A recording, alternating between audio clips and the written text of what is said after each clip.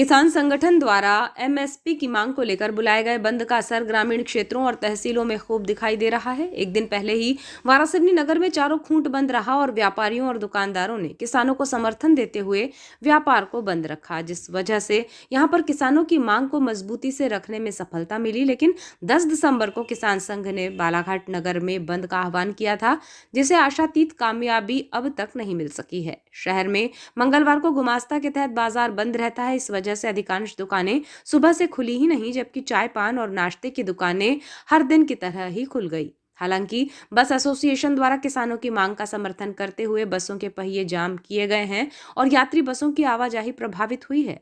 बालाघाट नगर मुख्यालय में किसानों के बंद का असर होना चाहिए था, जो नदारद दिखाई दिया।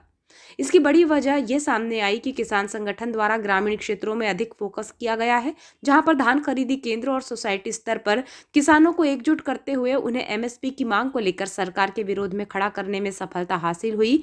यही वजह है कि 2 दिसंबर से जारी धान खरीदी के बाद से केंद्रों में धान की आवक कम हुई है और किसान भी संगठन के बगैर ही अपने स्तर से आंदोलन को आगे बढ़ाने में दिलचस्पी दिखा रहे हैं। बालाघाट जिला मुख्यालय में वैसे भी किसानों की संख्या कम है। ऐसे में यहाँ पर गांव-गांव से किसान लाकर आंदोलन को तीव्र किया जाना जरूरी था, जो किसान संगठन द्वारा नहीं किया जा सका है। हालांकि खबर ये भी है कि ग्रामीण अंचल में किसानों ने ताकत दिखाने में कोई कसर बाकी नहीं रखी है। बालाघाट शहर की बात की जाए तो यहाँ प्रतिदिन की तरह दुकानें खुलती नजर आईं। 10 दिसंबर को किसान संगठन के बंद होने के बावजूद दिनचर्या बंद के मद्देनजर दिखाई नहीं दिया।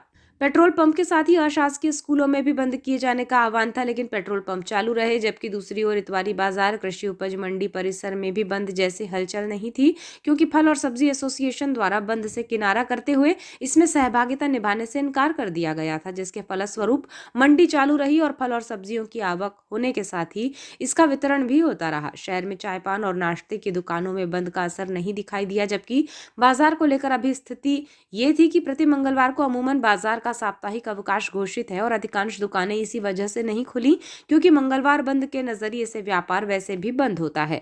हालांकि बसों के पहिए बस स्टैंड में जमे रहे। आपको बताएं कि बालाघाट जिले में बसों का संचालन ज्यादा होता है। गांव, तहसील और कस्बों में बस ही यातायात का प्रमुख साधन है। इसके अलावा महाराष्ट्र के गोंदिया, नागपुर, इन शहरों में भी बसों के माध्यम से आवागमन ज्यादा होता है। ऐसे में यात्री बसों को बंद रखते हुए बंद का समर्थन किया जाना मायने रखता है। इस लिहाज से किसान संगठन बालाघाट नगर में बसों की आवाजाही प्रभावित होने के नजरिए से अपने आंदोलन को धार देने में सफल रहा, लेकिन अभी दोपहर तक किसान संगठनों की गतिविधियां बढ़ने के संकेत है। देखा गया है कि सुबह एक बार किसान संगठन ने सड़क पर उतरकर मांग को लेकर आवाज बुलंद की, जिसमें यह भी देखा जाना जरूरी होगा कि दोपहर तक और क्या कुछ आंदोलन की रूपरेखा अपनाई जाती है या फिर ग्रामीण अंचल तक इस आंदोलन को सीमित रखा जाता है, क्योंकि शहरी क्षेत्र में किसानों के आंदोलन को प्रभावशील दिखाने में उतनी अधिक सफलता हासिल नहीं हुई जैसी अपेक्षा की जा रही थी।